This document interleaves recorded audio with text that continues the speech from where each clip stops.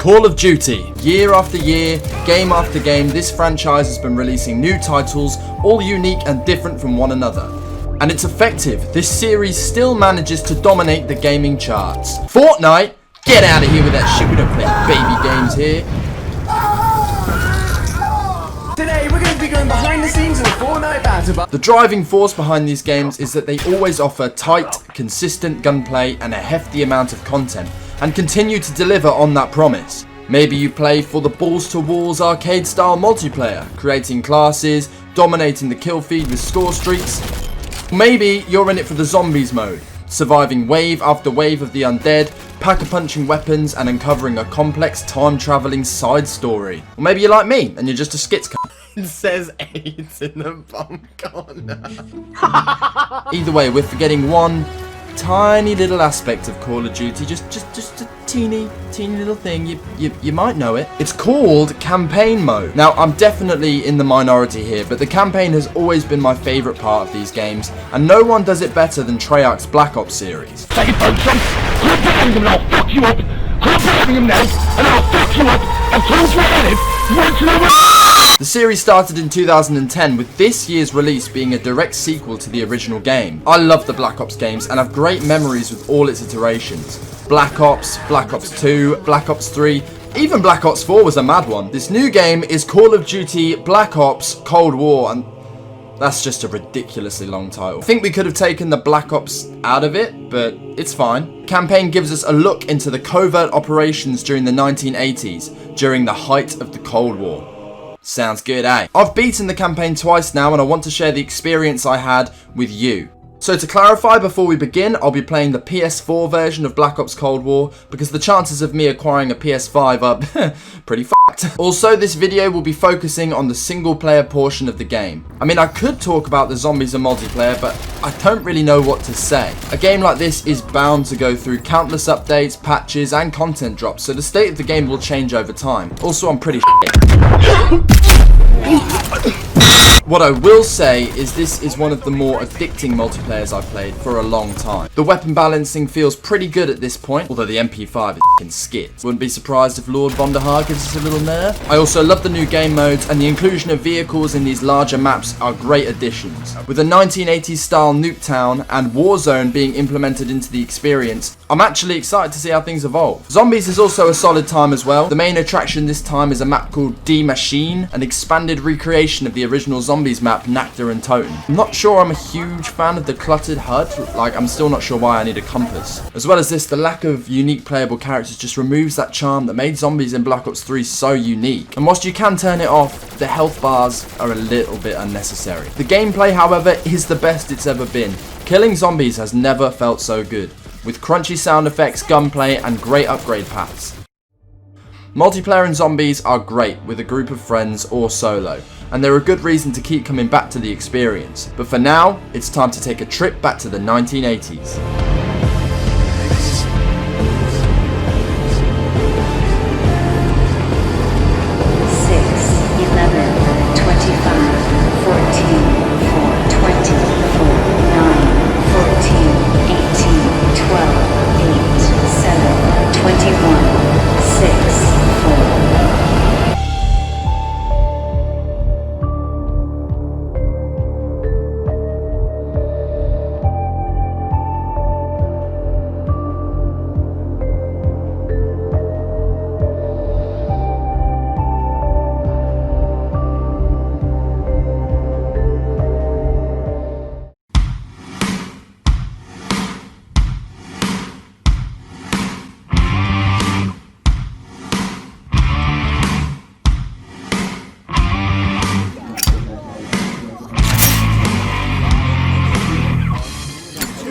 'Amsterdam, 1981. A flame sparks into view.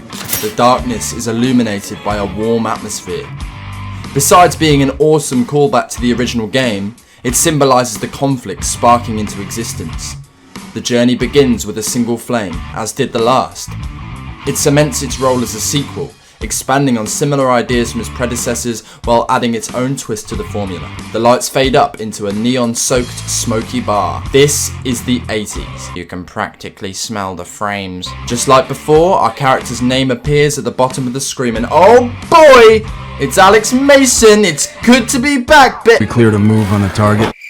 You guys have officially ruined everything! Oh, they changed his voice actor? Okay, can't say I'm not a little bit burnt out by that. Sam Worthington's performance was awesome back in the day. Who the hell are you? That's not important. What's important is who you are. What's your name? Fuck you!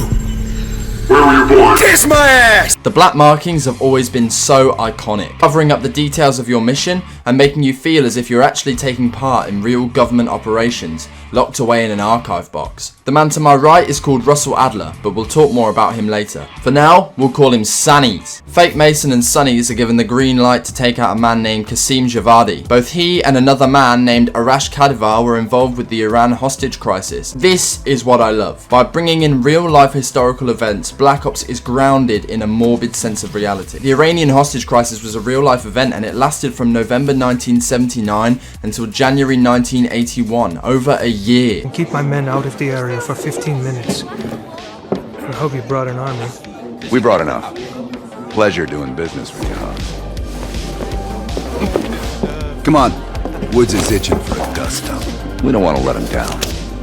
Adler leaves the bar, expecting Mason to follow, but boys, I'm in control, let's look around. A lot of people are slamming this game for not living up to the visual presentation of last year's Modern Warfare reboot, and whilst it is a noticeable step down in graphical fidelity and visceral engagements, it is a step up in atmospheric lighting and detail. I mean, I spent about 5 minutes walking around this bar, taking in the almost handcrafted design.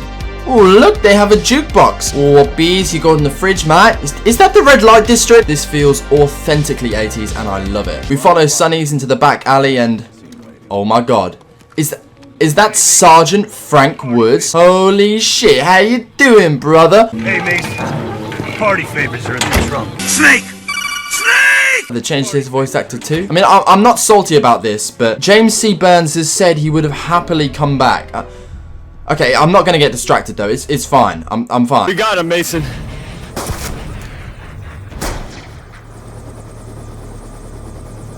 Can't kill me. Fake Woods opens up his trunk of sex toys, lets us take out a dildo 9mm, and we're ready to f***. I love how the atmosphere changes. You know, you see the windows closing, people going inside, they know shit's going down. Apartment's just up ahead. Hans only bought us 15 minutes. We need to hit Qasim hard and fast. Let's go.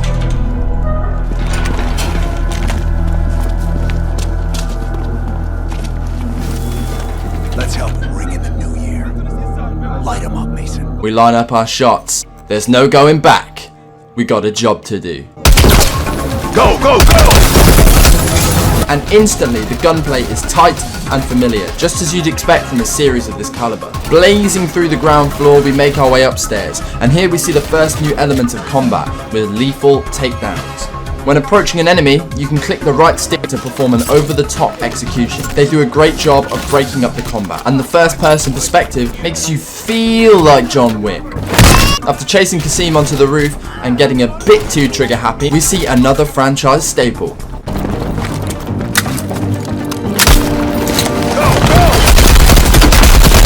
The slow motion shootout. Slightly more over the top when you're running across the buildings of Amsterdam, but it is the same principle.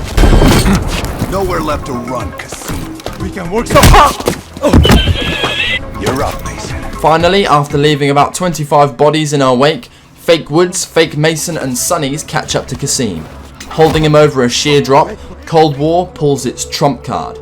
A dialogue selection system. Now this is window dressing at some points, with optional conversations boiling down to the order in which dialogue is heard, but in main missions it is pivotal in enforcing Cold War's choice system, and we're given very subtle options to start. I think you understand the situation. Well, not that subtle, but an interrogation fits the era, the story, and it's a great way to encourage player freedom at the beginning of the game. Hey,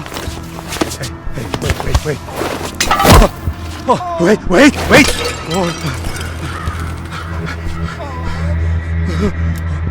I just handle the money. I have no idea where Arashi is. One gripe I do have with the system, however, is that Mason isn't voiced in these sections. Look, spoiler alert, you don't play as Mason for the majority of the campaign, and he is more of a side character. It makes sense to have no voice when playing as our other protagonist, but Mason has been voiced earlier in this mission. I mean, would it have hurt for him to voice these sections as well? Have rules. You have rules. You took hostages. The rules changed.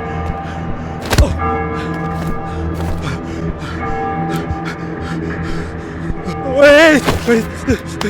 He's in Turkey. He's meeting someone in Trabzon airfield tomorrow night. Interrogating Kasim, he eventually tells us Arash is hanging out in Turkey. We've got our next destination, but we're not done yet. Further threatening gets us some additional intel that we can use later, and just like that, we're done with our man Kasim. Now, what to do with him? You shut the up, you stupid slut! Do you think I honestly... I chose to kill Kasim. If I'd have spared him, Adler would have killed him anyway. The blood is on Mason's hands now, and just like that, we're off to Turkey. One down, one to go. I get the next. Hudson, Arash is in Trabzon, Turkey.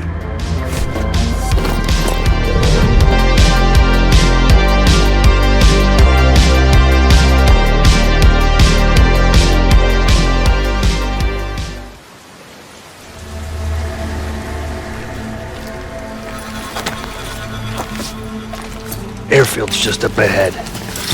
Let's go find this shithead. After some off-screen antics, Fake Woods, Fake Mason and Sonny's arrive at the airstrip in Turkey. Sonny's tells us to scout out the airstrip in search of Arash, and as a truck pulls up, we see our man get out. But we're told to hold fire until we have a clear ID of the target. I can't make out his face yet. I don't want to. Arash then proceeds to execute the remaining people in the truck. Pretty brutal, but might come up later, who knows. Finally, our man turns around and we have positive ID. We line up the shot and boom!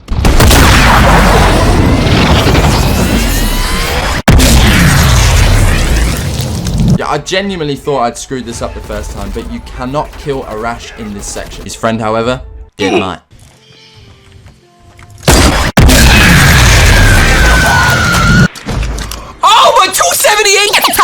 Instead, we proceed to go loud, fighting our way into the airfield. The plane begins to head down the runway and it's time to give chase. The team hijack a jeep and we speed after it.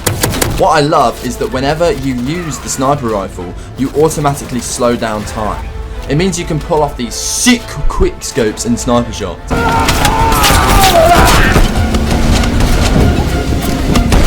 It's just one of the many ways this game is more visceral in its execution. Combat flows better than it ever has before. 5 burning trucks later and it's time to stop this plane. We whip out the iconic RCXD and...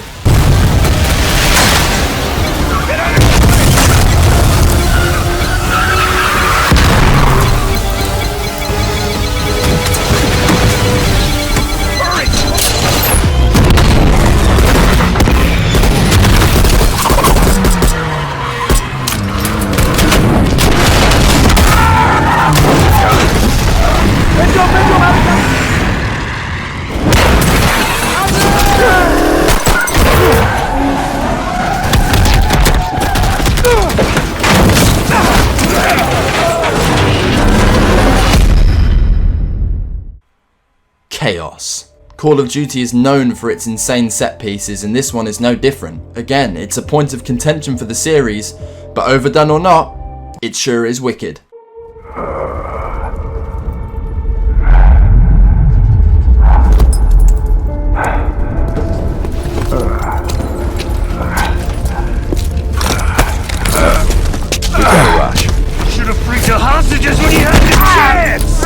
Out of the rubble, Woods drags a wounded Arash into our view. So we survived being crushed by the wing of a plane. No explanation as to how, but we're good. Guys, you forgot me on the pod! Hostages. It was never about the hostages. Our target then proceeds to drop a bomb. His plan is already underway. You won't be able to stop him this time. Stop who? Perseus. Bullshit. Perseus is dead. Dead. All this time and you didn't even know. Perseus, a Soviet intelligence officer, was involved in the hostage crisis. Adler thought Perseus was dead. Clearly, the two have history. As the leader of an undercover Soviet spy ring, he has ties to numerous terrorist organizations, and if he is still alive, he could sway the Cold War in his favor. Arash tries to insult us, but Adler has no time for games. Perseus will watch the West back.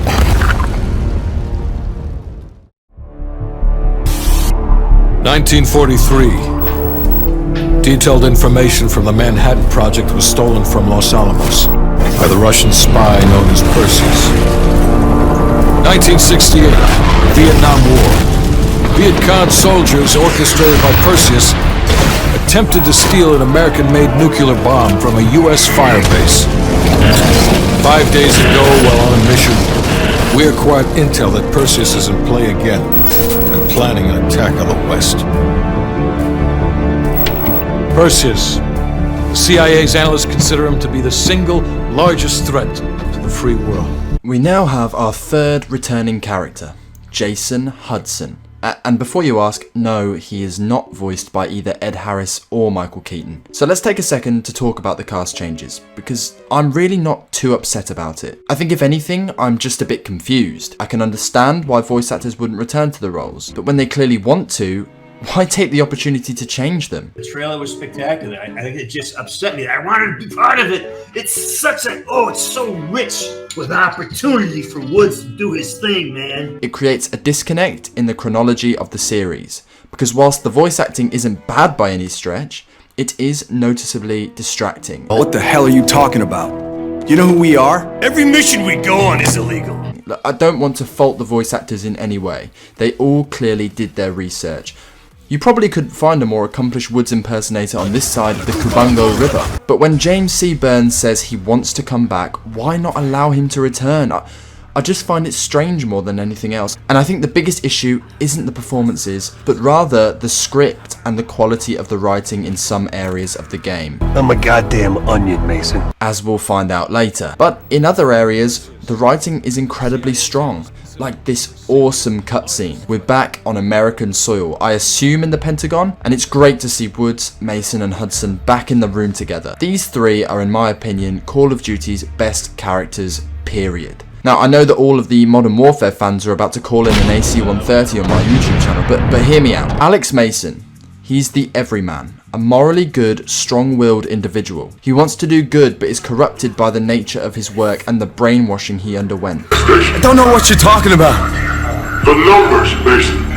What do they mean? He is the perfect player character, walking the lines between good and evil. Woods pushes the feelings of brotherhood, a man who will protect you whatever the situation, whilst also being a crazy, fun-loving bastard.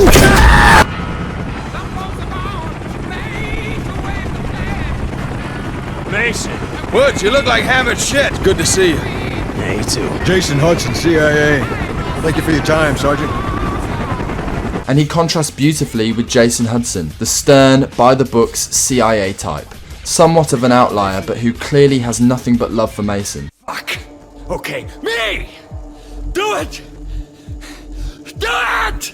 They all play off each other beautifully, and Adler does nothing but compliment these three. He is a natural progression for the series, a character that changes the rules, raises the stakes, and expands on a formula established in the original title. Mr. Hudson, we're all aware of Perseus. We're also aware he's more myth than fact. I mean, personally, I think he's nothing more than the Russian boogeyman. General Haig, allow me to introduce the man best suited to respond to that. CIA clandestine special officer Russell Adler. He's one of the few people who even come close to capturing Perseus. Mr. Adler, why should we take this Perseus threat seriously? You don't have to, sir. Sir. Every time Perseus has come into play, it's shifted the balance of the Cold War. After 13 years of silence, if he's active, something big is gonna happen. something that will affect the free world. 4 of them try to present a solid reason to go off the book and to take the Perseus threat into their own hands. And then we are joined by the man himself, Ronald Reagan. I mean, look at that hairline. Sir, Mr. President. Sir. Mr. President. Mr. President, this is Jason Hudson and Russell Adler. I know their names. Who do you think approved their last mission? Now, this scene lacks in impact compared to the Kennedy scene in Black Ops 1, but it's still a great way to immerse the player in a real historical time period. At this point, Reagan is very early in his career, coming in during the hostage crisis after Jimmy Carter, and you get the sense that he's getting stuck in, giving us the green light almost instantly. He wants to protect America from the Soviet threat. Is the threat real? Yes, sir, we believe it is. Can you stop Perseus? We can, sir. I've already submitted the requisition for my team. Sir, their requests are highly irregular. Most likely illegal if the press gets a hold. What the hell are you talking about? You know who we are? Every mission we go on is illegal. Sergeant Woods, plausible deniability is the backbone of our work. Al, we're talking about preventing an attack on the free men and women of the world. Give Mr. Adler whatever he wants. Gentlemen, you've been given an important task. Protecting our very way of life from a great evil. There is no higher duty. There is no higher honor. And while few people will know of your struggles, rest assured, the entire free world will benefit. I know you won't fail us.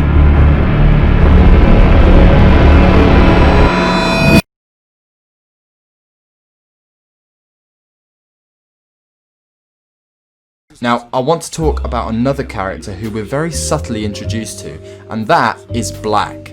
This mysterious voice in connection with Hudson. He sounds like Reagan, and I assumed for a while that it was. What about his team? Not so sure about Park. She and Adler have that business from before. We don't know anything about him, other than he is always kept up to date with the events of the game. And the new one. Well, don't get me started. That's the one we need to keep our eyes on. Whoa, whoa, whoa.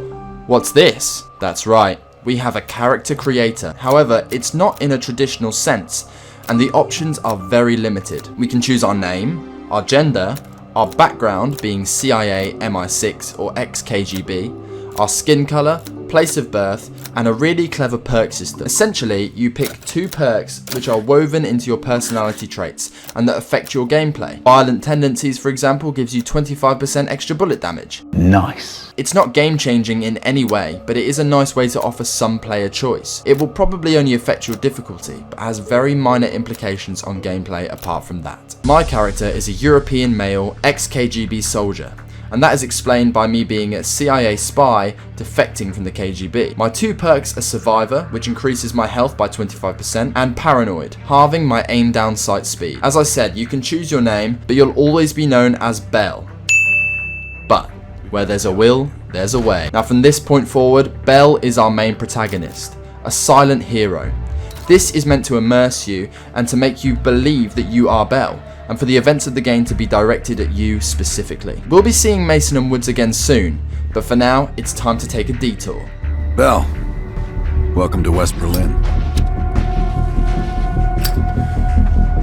We've got a job to do.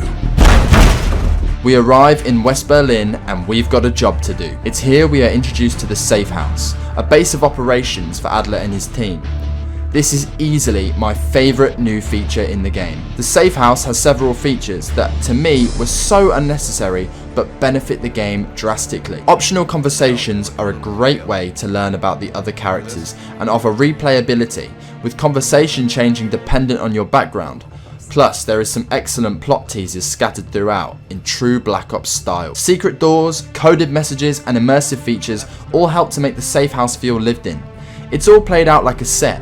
Characters will naturally engage in conversation. It's some of the best dialogue in the game, and it's all completely missable. Come on, baby. How's the soldier? It's made even better by brilliant performances and motion capture. At the heart of the Safe House is the evidence board. It allows you to select missions, look at gathered evidence, and decipher codes, much like the one our boy Kasim handed over. But before we get into the next mission, let's meet the rest of the team. How are things, Belle? MI6's Helen Park is a smooth-talking British spy. She's subtle and a good ally. Whenever you talk to her, she gives off a warm atmosphere.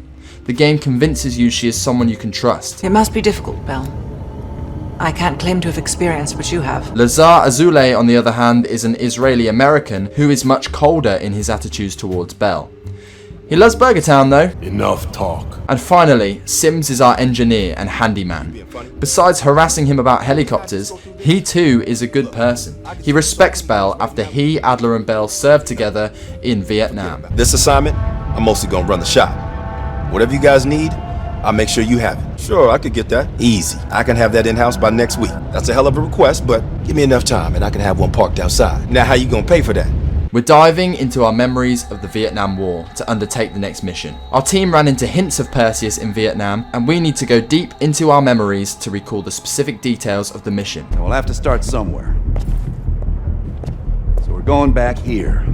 Vietnam, 1968. One of our closest encounters with Perseus. You can use the evidence board to give further context to the mission. There are photos of Camp Haskins and Sims and Adler together, and knives and maps are all incredibly detailed, and they're all just teasers for what's about to come. It's time to take a trip down memory lane.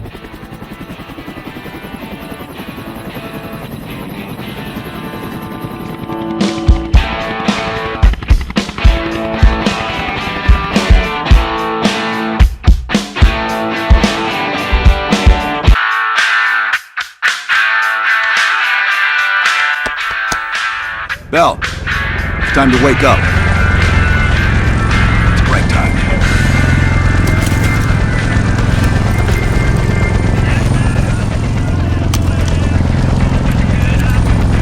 We wake up to a much younger Adler telling us to get ready. Okay, I can't lie, I f***ing love this shit. Being in Vietnam is always so exciting. It's an atmosphere like no other, and a setting rarely captured as authentically in gaming as it is here. Camp Haskins is a beautiful shithole. Seeing soldiers interact with each other to the sound of classic 60s music, walking through the sandy paths and big open areas, it's the most beautiful depiction of the time period I have ever seen. But we need to focus.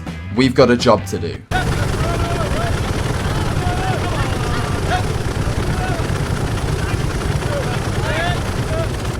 Hey Sims, you know reading that shit's gonna make you go blind. Yep. That's why I want it all up here. FOB4 Ripcord is holding a vital asset. Charlie wants real bad. What kind of asset are we talking about? The kind you don't ask about. We quickly join up with Adler and Sims and get set to take off. And then we get probably the coolest sequence in any Call of Duty game, period. Headsets on. All birds, check in when ready.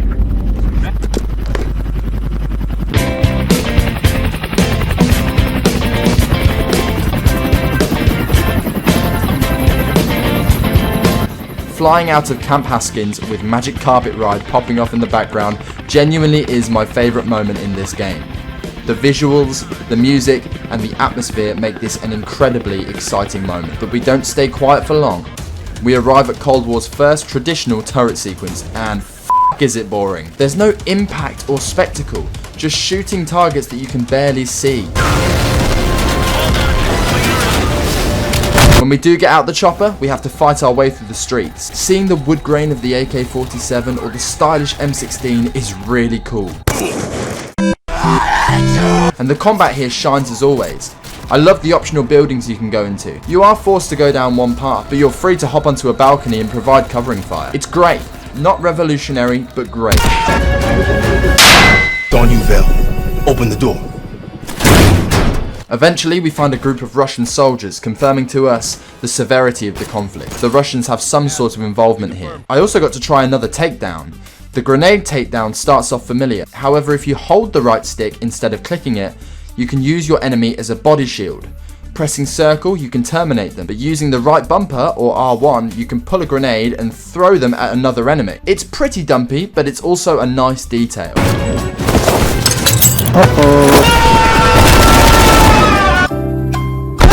We secure a dossier on Russian communications and join Adler back at the chopper. Ready for transfer. Roger that, 901. We're treated to one of the worst chopper sequences ever. Seriously, these controls are awful in my opinion. It's so sloppy and floaty. There's no tightness to the controls. And I also think the camera cuts off too much of the chopper. I think a first-person perspective would have cleared this up. We fight through the winding canyons of Vietnam, destroying a Russian chopper.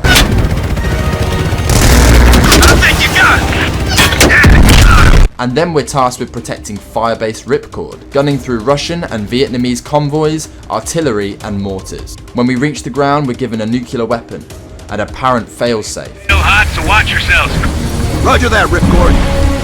You Adler? Mac V-Sog? Yeah, just hurry the fuck up already. Don't thank me, thank Bell. He's the one who just snagged us a fucking phone book full of Soviet intel. Let's go, now. As we escort the nuke back to Camp Haskins, our chopper is shot down.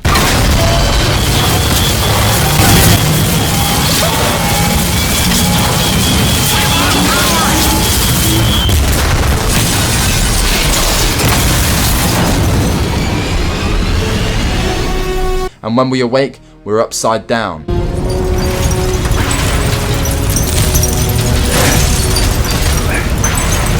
Sims, Bell, you okay? We're okay! As Vietnamese troops begin to attack, we have to partake in a far more exciting turret section. We then get out of the chopper and are given the beautiful M60. This thing is an absolute monster. We hold our ground against incoming waves of enemies, calling in air support. And as it strikes, all hope seems lost. Still with us?